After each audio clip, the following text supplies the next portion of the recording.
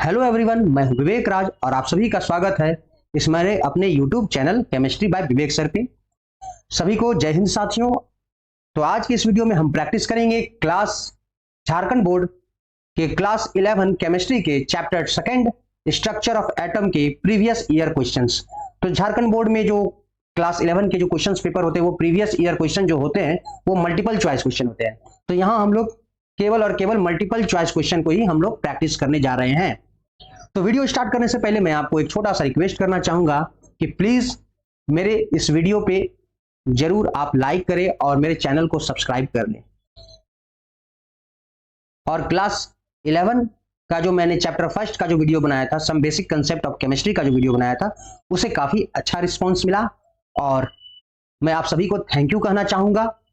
और अगर आप मेरे वीडियो को लाइक करते हैं, शेयर करते हैं और मेरे चैनल को सब्सक्राइब करते हैं तो हमें भी एक मोटिवेशन मिलता है कि मैं आपके लिए वीडियो लाता रहूं। तो चलिए बिना देर किए हुए स्टार्ट करते हैं क्वेश्चन नंबर 1 से। तो हमारा फर्स्ट क्वेश्चन है, number of proton, neutron and electron in the element. किसी तत्व, ये जो तत्व दिया गया है हमें, प्रोटॉन, न्यूट्रॉन और इलेक्ट्रॉन की संख्या क्या है। तो हमको इलेक्ट्रॉन, हमें क्या निकालना है, हमें प्रोटॉन, न्यूट्रॉन और इलेक्ट्रॉन की संख्या निकालना है। तो हमारा जो एलिमेंट दिया हुआ है वो एलिमेंट कौन सा है, X, और इसका जो एटॉमिक नंबर है यानी परमाणु संख्या 89 है और इसका जो मास नंबर है वो क्या है, 231 है, यानी द्रव्यमान संख्या 231 है। तो आपको ये एक एलिमेंट का, एक तत्व का सिंबल है, चिन्ह दिया गया है, इसके हेल्प से आपको प्रोटॉन, न्यूट्रॉन और इलेक्ट्रॉन निकालना है। तो ये क्वेश्चन हमारा 2022 में पूछा गया था, ठीक है, ये 2022 का क्वेश्चन है। तो चलिए स्टार्ट करते हैं। तो देखिए, एक तो होता है एटॉमिक नंबर जो नीचे लिखते हैं। तो एटॉमिक नंबर यानी जो परमाणु संख्या है उसको कैसे डिनोट करते हैं, ए से, और इसका जो संख्या है वो है 89 है। और एक होता है मास नंबर जिसको हम लोग ऊपर लिखते हैं, ठीक है, या तो लेफ्ट साइड में लिखिए चाहे तो राइट साइड में लिखिए, और इसको कहते हैं द्रव्यमान संख्या जिसको हम लोग 231 करें यानी मास नंबर। तो जो एटॉमिक नंबर, जो परमाणु संख्या होता है वो प्रोटॉन की कुल संख्या होता है, किसी एटम के न्यूक्लियस में कितना प्रोटॉन है वही होता है एटॉमिक नंबर। तो दैट इज प्रोटॉन, तो कंफर्म हो गया 89 है। और क्या यहां पर आपको कोई चार्ज पार्टिकल दिख रहा है, जो एटम है हमारा वो क्या है, एक चार्ज पार्टिकल है। सॉरी, हमारा जो एटम है ना वो चार्ज पार्टिकल नहीं है, क्योंकि अगर कोई चार्ज पार्टिकल होता तो प्रोटॉन और इलेक्ट्रॉन का संख्या अलग अलग होता, लेकिन यहाँ एटम जो होता है वो एक न्यूट्रल पार्टिकल होता है, एक उदासीन कण होते हैं। तो जितना प्रोटॉन होगा उतना ही इलेक्ट्रॉन होगा। तो प्रोटॉन का संख्या, तो इलेक्ट्रॉन का संख्या क्या हो जाएगा, तो इलेक्ट्रॉन का भी संख्या यहां पर हो जाएगा 89 हो जाएगा। तो हम यहां लिख देते हैं, प्रोटॉन अगर 89 है तो इलेक्ट्रॉन भी कितना है, यहां पर 89 है। और न्यूट्रॉन निकालना है, तो न्यूट्रॉन निकालने का क्या तरीका होता है, न्यूट्रॉन का एक फॉर्मूला होता है कि आप मास नंबर यानी द्रव्यमान संख्या में आप एटॉमिक नंबर को घटा दोगे, क्या हो जाएगा एटॉमिक नंबर, Z, ठीक है। तो n का वैल्यू क्या हो जाएगा, a क्या है, a मेरा क्या है 231 और z क्या है मेरा 89। इन दोनों को घटा देते हैं, तो 11 में 9 गया 2,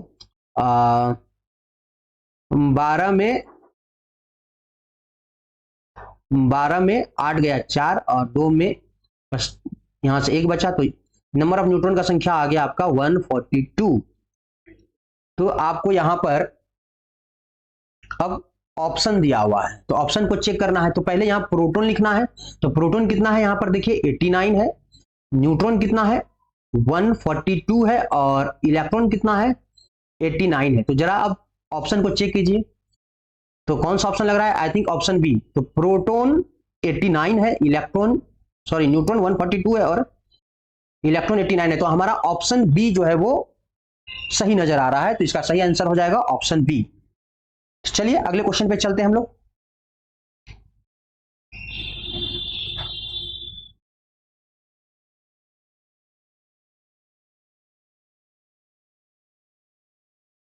तो हमारा अगला क्वेश्चन है, maximum number of electron in 4d orbital. तो 4d कक्षक में अधिकतम इलेक्ट्रॉन की संख्या है। तो ये क्वेश्चन 2023 में पूछा गया है। तो 4d ऑर्बिटल में कुल इलेक्ट्रॉन की संख्या क्या होगी, अधिकतम इलेक्ट्रॉन की संख्या क्या होगी। तो 4d ऑर्बिटल कैसा होता है जी, इसको आप 4d सबसेल कहिएगा। 4d ऑर्बिटल में कितने घर होते हैं? 5 घर होते हैं। तो ये 4d ऑर्बिटल है। 4d ऑर्बिटल में या 4d सबसेल में 5 ऑर्बिटल होते हैं। 1 2 3 4 5। और सभी में कितने इलेक्ट्रॉन होते हैं? 2 इलेक्ट्रॉन होते हैं। 1 2 3 4 5 6 7 8 9 10।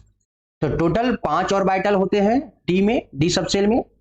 और इस डी सबसेल में प्रत्येक ऑर्बिटल में 2 इलेक्ट्रॉन होते हैं और 5 ऑर्बिटल होते हैं। तो 5 गुना 2 क्या हो जाएगा? That is 10। तो हमारे डी सबसेल में, ठीक है, हमारे डी सबसेल में या डी ऑर्बिटल में 10 इलेक्ट्रॉन होते हैं। तो हमारा राइट आंसर हो गया ऑप्शन बी। चलते हैं नेक्स्ट क्वेश्चन पे।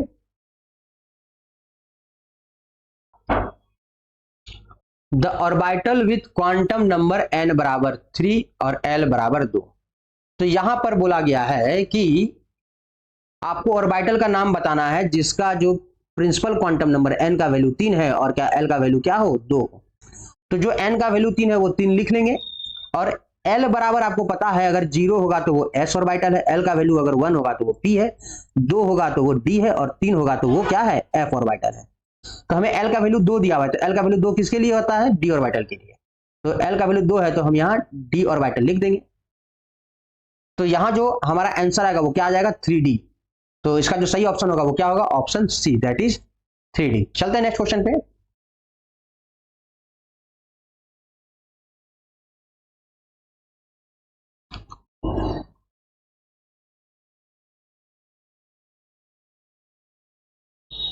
तो हमारा अगला क्वेश्चन है the magnetic orbital number specifies. चुंबकीय कक्षक क्वांटम संख्या सूचित करता है। तो क्या सूचित करता है? Option A size of orbital, option B shape of orbital, option C 3 dimensional orientation of orbital या न्यूक्लियर स्टेबिलिटी। तो ऑप्शन हिंदी में भी देख लेते हैं। उपकोष का आकार, उपकोष की आकृति, उपकोष की त्रिविमीय अभिविन्यास और उपकोष की स्थायित्व। तो चलो ये क्वेश्चन जो है वो हमारा 2022 से क्वेश्चन है, ठीक है। 2022 में ऐसा क्वेश्चन पूछा गया था। तो चलिए ऑप्शन को हम लोग चेक करते हैं। साइज ऑफ ऑर्बिटल, तो ये तो बात करता है principal quantum number. Size of orbital के बारे में बात कौन करता है? प्रिंसिपल क्वांटम नंबर, ठीक है। और दूसरा क्या है? शेप ऑफ ऑर्बिटल यानी उपकोष की आकृति, इसके बारे में कौन बात करता है? Azimuthal quantum number. हमारा जो दूसरा क्वांटम नंबर होता है एजीमुथल क्वांटम नंबर, ठीक है। और 3 डायमेंशनल ओरिएंटेशन ऑफ ऑर्बिटल के बारे में कौन बात करता है? यानी उपकोष की त्रिविमीय अभिविन्यास यानी ओरिएंटेशन यानी अभिविन्यास, ठीक है। तो अभिविन्यास के बारे में कौन बात करता है यानी ओरिएंटेशन के बारे में बात कौन करता है? ये बात करता है हमारा मैग्नेटिक क्वांटम नंबर। कौन बात करता है? Magnetic quantum number. तो इसका जो राइट आंसर क्या हो जाएगा? Option C 3 dimensional orientation of orbital यानी उपकोष का त्रिविमीय अभिविन्यास। तो मैग्नेटिक क्वांटम नंबर, चुंबकीय क्वांटम नंबर किसके बारे में बात करता है? ओरिएंटेशन के बारे में बात करता है यानी अभिविन्यास के बारे में बात करता है। चलते हैं अगले क्वेश्चन पे, क्वेश्चन नंबर 4 पे।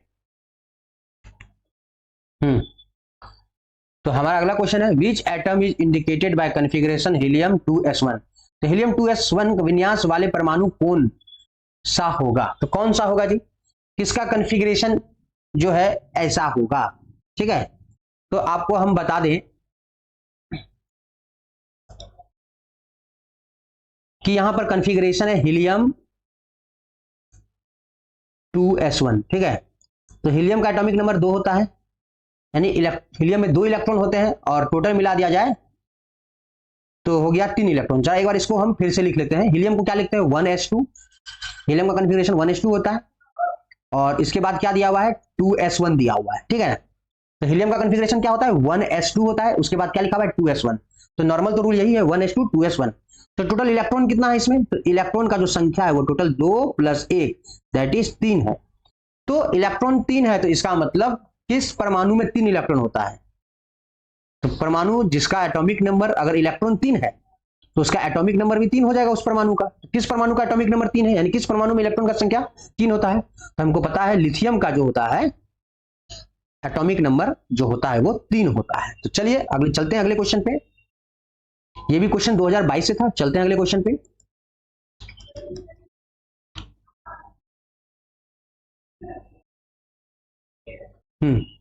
No two electron in an atom can have same set of hole for quantum number।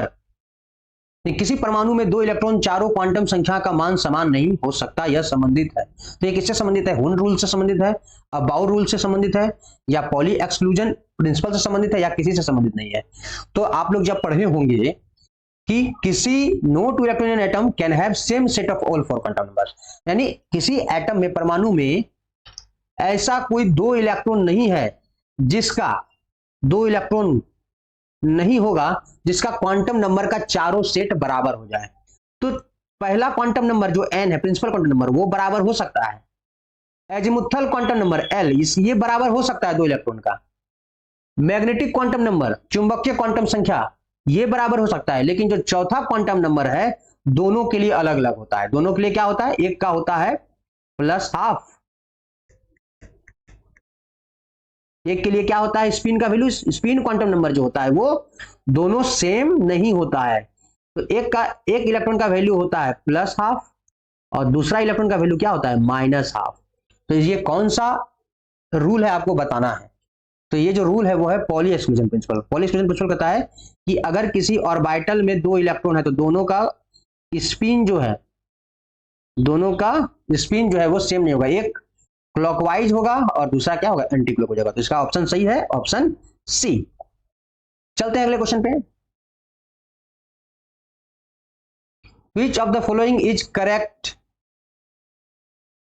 Electronic configuration of chromium? तो निम्न में से क्रोमियम का सही इलेक्ट्रॉनिक विन्यास क्या है? तो क्रोमियम का कॉन्फ़िगरेशन क्या होता है जी? क्रोमियम का एटॉमिक नंबर होता है 24, आप लोगों को पता है, दिया भी गया है।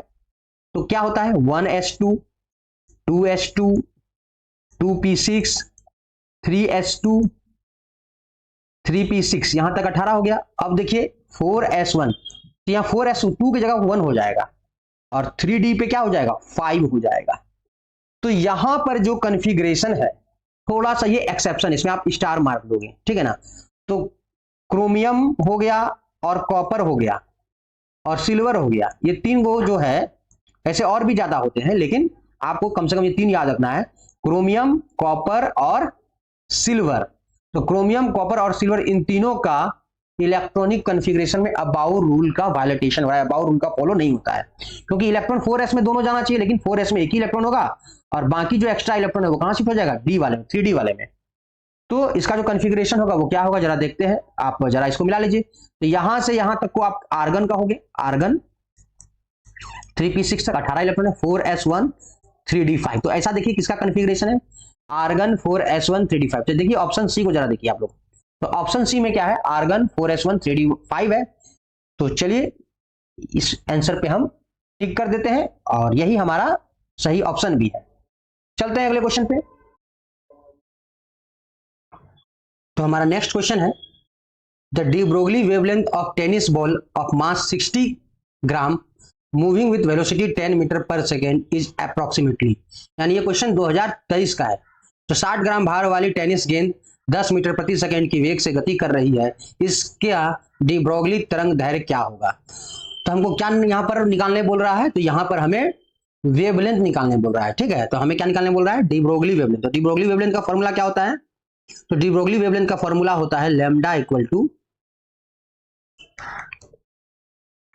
तो लैम्डा इक्वल टू क्या होता है? h/mv, h/mv होता है।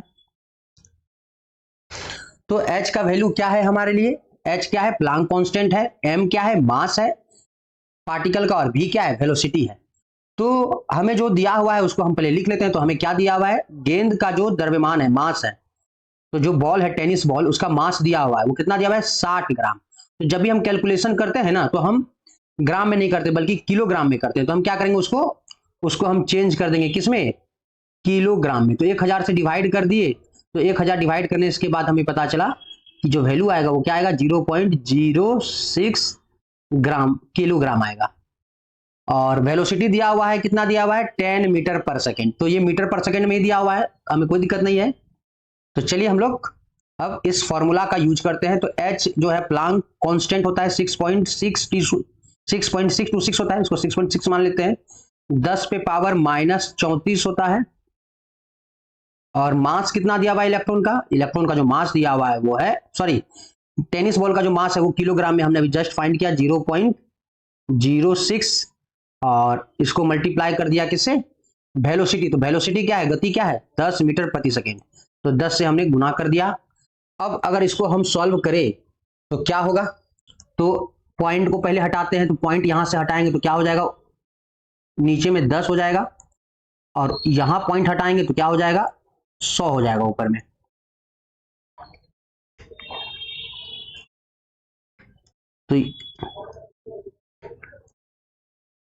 तो यहां से हमने पॉइंट हटाया था तो यहां 10 आया था, और जब नीचे से पॉइंट हटाया तो यहां 100 आया था।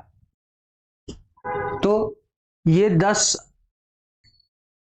और ये 10 100 हो गया, ये 100 के साथ कैंसिल हो जाएगा। अब 6 को 66 से भाग देंगे तो क्या हो जाएगा, 11 हो जाएगा। 11 गुना 10 पे पावर -34 हो जाएगा, 10 पे पावर -34 हो जाएगा। तो हमें यहां जो वैल्यू आया है वो क्या आया है, 11 इंटू 10 पे पावर -34 आया है। तो यहां पर पॉइंट कहां है, पॉइंट पीछे है, यहां पर पॉइंट कहां है, पीछे है। इसके तो हम साइंटिफिक नोटेशन कैसे लिखते हैं, पॉइंट को आगे लिखते हैं। तो इसका जो आएगा वो क्या आएगा, 1.1 10 पे पावर, पॉइंट को आगे बढ़ाएंगे क्या होगा, पावर एक बढ़ जाएगा, -33 हो जाएगा। तो आपको क्या लग रहा है इसका ऑप्शन, 10 पे पावर -33 किसमें है, ऑप्शन सी में। तो हमारा राइट आंसर क्या होगा, ऑप्शन सी। तो चलते हैं अगले क्वेश्चन पे।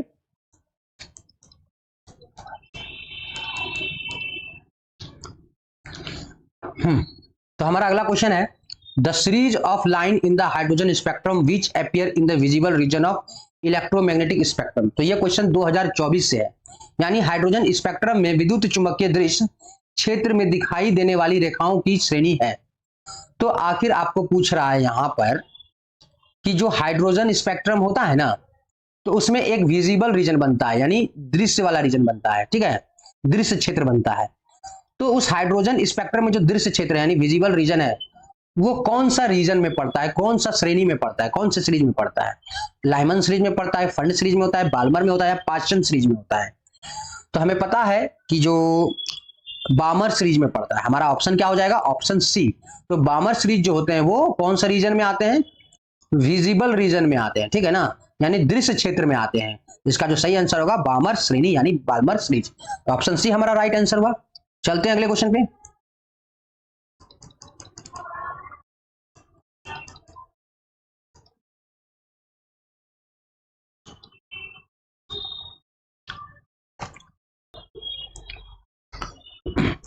Two p orbital have the values, 2p orbital have the values.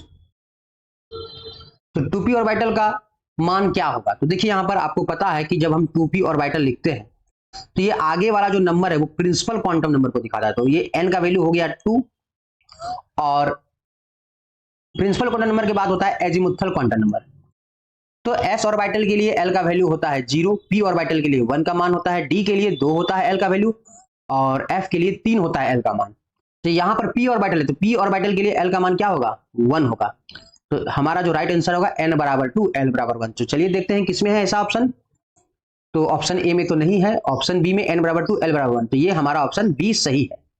तो राइट आंसर क्या होगा, ऑप्शन बी। चलते हैं अगले क्वेश्चन पे।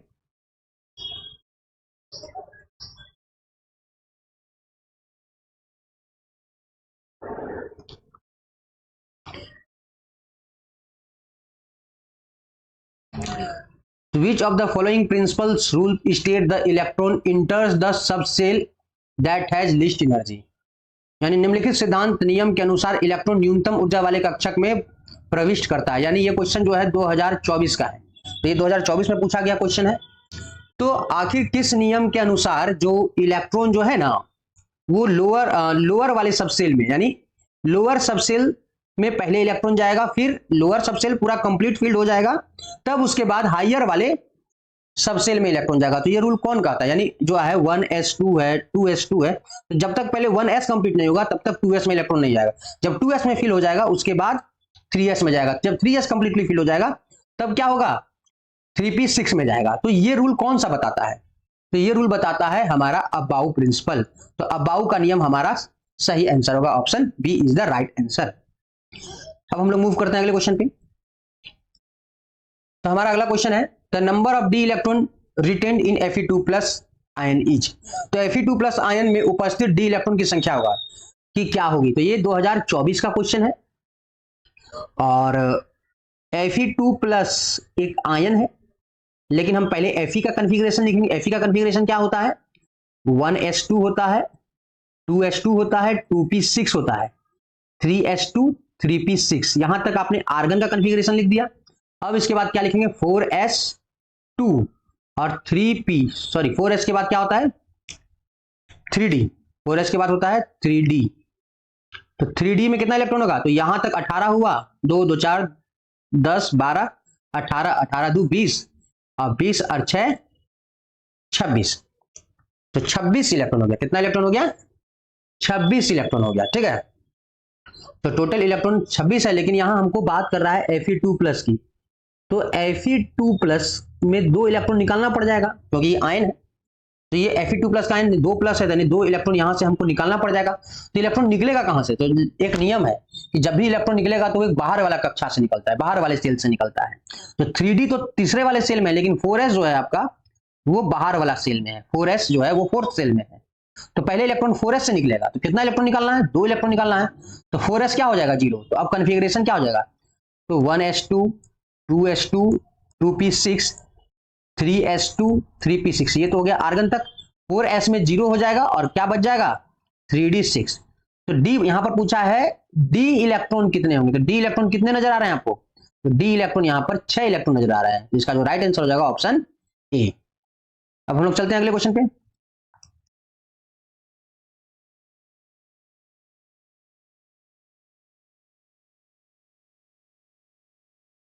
What will be the wavelength of ball mass 0.1 kg moving with velocity 10 metre प्रति सेकेंड। तो 10 मीटर पर सेकेंड के वेग से गतिमान 0.1 kg द्रव्यमान की एक गेंद की तरंग दैर्घ्य क्या होगी। तो ये क्वेश्चन 2024 में पूछा गया है। तो 2024 में जो क्वेश्चन पूछा गया है, आपको हुबहू ऐसा ही क्वेश्चन हमने अभी सॉल्व करवाया है। तो आपको ये क्वेश्चन खुद ही आपको सॉल्व करना होगा, एकदम ये पिछले क्वेश्चन जैसा है, लेकिन इस बार यहां पर आपको मास केजी में दिया है। तो आपके लिए एक टेंशन कम हो गया है कि इसको आप केजी में ही रहने दोगे, क्योंकि पिछला बार ग्राम में दिया था, इस बार केजी में दिया है। तो आपके लिए थोड़ा ये और आसान हो गया। और वेवलेंथ का फॉर्मूला क्या होता है, H/mv। और जो आंसर आएगा आपका वो आप क्या करोगे, कमेंट बॉक्स पे लिखोगे। तो इस आंसर को आप कमेंट कीजिए। चलते हैं, तो ये हमारा शायद आखिरी क्वेश्चन था। तो इस क्वेश्चन का आप आंसर जरूर कमेंट करके बताइएगा। तो आपको ये वीडियो कैसा लगा प्लीज कमेंट करके बताइएगा, और आप कहां से वीडियो देख रहे हैं ये भी कमेंट करके बताइएगा। और ये वीडियो पसंद आया तो प्लीज इस मेरे वीडियो को कम से कम एक लाइक जरूर करें और मेरे चैनल को सब्सक्राइब कर दें। Thank you and have a nice day.